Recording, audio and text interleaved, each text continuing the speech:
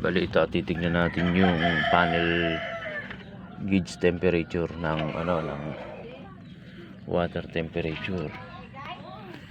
Ito yung niya, ito yung sensor sa ilalim. Ayan oh. Ito yung sensor sa ilalim. Test natin kung buo yung sa may panel niya.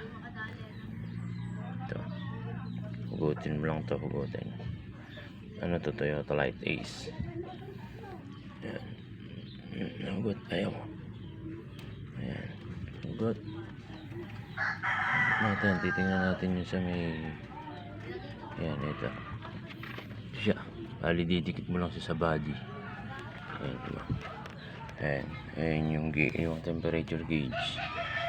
Ayan, didikit natin sa body. Didikit natin sa body. Kasi ayaw na, gumana na to eh. Ayan natin, itetest natin kung buo. Ayan, diba? Dikit sa body. Ayan o, umiikot. Ayan o, mangat. Yan, ibig sabihin walang problema dyan sa may panel. Ayan. Ito, didikit nyo lang din sa body. Ayan. Ganyan lang pag-test ng temperature gauge kung buo. Ayan. Hop, dikit.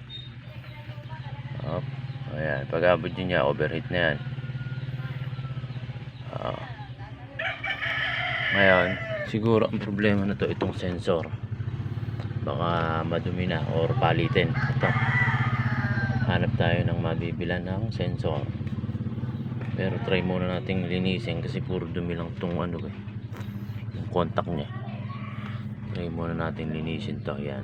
Ayan o, may mga dumi-dumi o. Yan. Subukan natin lihain yan. Baka sakaling gumana.